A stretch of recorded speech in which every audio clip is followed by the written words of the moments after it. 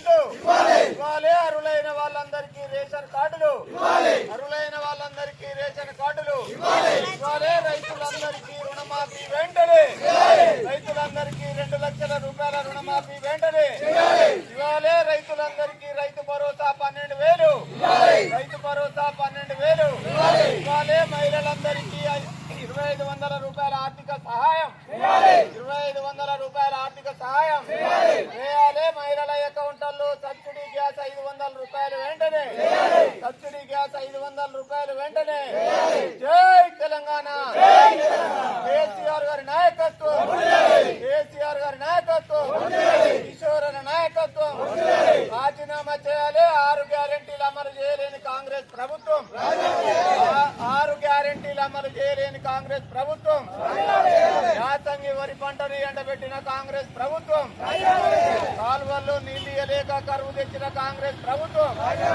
జై తెలంగాణ తెలంగాణ రాష్ట్రంలో కాంగ్రెస్ ప్రభుత్వం అధికారంలోకి వచ్చి 16 నెలలైతుంది. ఎన్నికల ముందు చెప్పినటువంటి ఏ ఒక్క వాగ్దానాన్ని కూడా పరిష్కరించకుండా ప్రజలకు అందించకుండా నిర్లక్ష్యం చేసి ప్రజలందరినీ కూడా ఇబ్బంది పెడుతున్నటువంటి పరిస్థితి మనందరం చూస్తూ ఉన్నాం. అధికారంలోకి వచ్చిన తర్వాత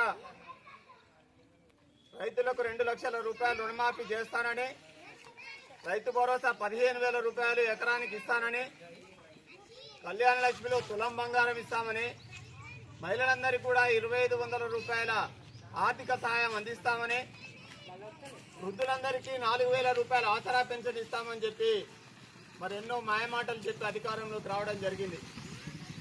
రైతులకు రుణమాఫీ సరిగ్గా చేయలేదు. రైతు భరోసా మార్చి 31 నాటికే వ్యవసాయానికి ఆమోదయోగ్యమైన భూమికి మొత్తం ఇస్తానని చెప్పినటువంటి రేవంత్ రెడ్డి ఈ రోజు వరకు 3 ఎకరాలు దాటి ఇవ్వలేదు. అవి కూడా సక్రమంగా అన్ని గ్రామాల్లో 3 ఎకరాలు ఉన్న వాళ్ళకందరికీ రాలేదు. అయినా దాని మీద రివ్యూ పెట్టే పరిస్థితి లేదు ముఖ్యమంత్రి గారు. ఏ విధమైన సంక్షేమ పథకం కానీ అభివృద్ధి కార్యక్రమం కానీ 16 నెలల్లో గ్రామాలలో ఎక్కడ చూసినా కుంటుపడిపోయింది. ప్రజలకు ఏమీ అందించే పరిస్థితి లేదు.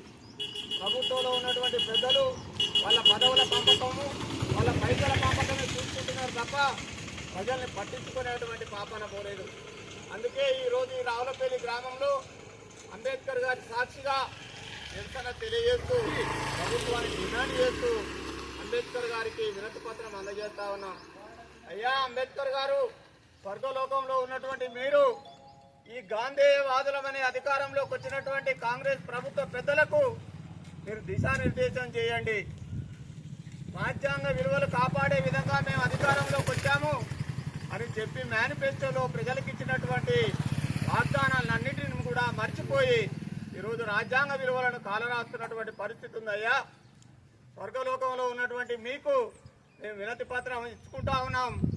దయచేసి స్వర్గంలో ఉన్న మీరు ఈ ప్రభుత్వానికి మీరు విజ్ఞానం నేర్పి ప్రజలను రక్షించే విధంగా కాపాడాల్సిందిగా కోరుకుంటూ ఈ రావులపల్లి గ్రామ ప్రజల తరఫున మిమ్మల్ని కోరుకుంటా ఉన్నాం.